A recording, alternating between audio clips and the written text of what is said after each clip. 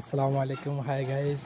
আজকে আমরা চলে এসেছি লাকসামের ফুটবলের কিং বলা হয় যাকে, এস.টি.কে মনির, যাকে মানবপ্রেমিক বা এবং মানব দরদি বলা হয়।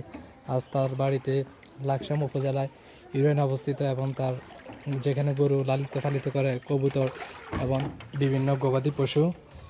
তার এই যে খামারটা দেখছেন, অনেক পানি হয়ে গেছে বৃষ্টির কারণে। তার 5টি গরু ছিল, তার মধ্যে বড় 2টি গরু এই পানির কারণে মারা যায় এবং বাকি 3টি গরু অন্য জায়গায় স্থানান্তর করা হয়।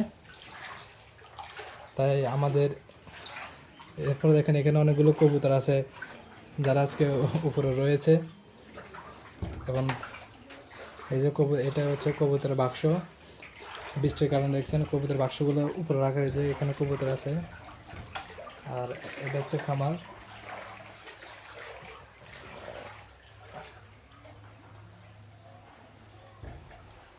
আর এটা এটা হচ্ছে কবুতরের বাক্স। এই যে কবুতরগুলা আজ অনেক একবারে ঘরবন্দি রয়েছে, যারা উড়ার অবস্থা কথা ছিল আজ তারা ঘরবন্দি আজ বৃষ্টির কারণে। এই যে মনে হয় যে এক দু চোখ ভরে তাকিয়ে আছে প্রাকৃতিক দিকে আশা নিয়ে।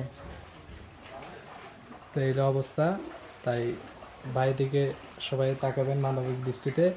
বাইরে সবসময় আপনাদের পাশে ছিল। আর এই দুরবস্থা অবশ্যই আমাদের উচিত আমাদের বাইরের দিকে তাকানো যায়, যে ভাইগুলো হাজারো কষ্টের বিনিময় অন্যের মুখে হাসি ফুটাতে সবসময় চেষ্টা করে। তাই ওইসব ভাইদের পাশে থাকা আমাদের নৈতিক কর্তব্য।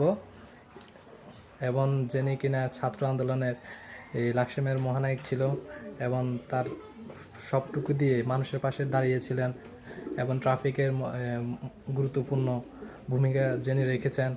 এবং এই দেখেন তার খামারের নিচেও অনেকগুলো পানি হয়ে গেছে। তাই আমাদের সবাই উচিত মানবিক দৃষ্টিতে ভাইয়ের দিকে তাকানো। এই বলে আমার সংগীতকে এখানে শেষ করলাম। আসসালামু আলাইকুম।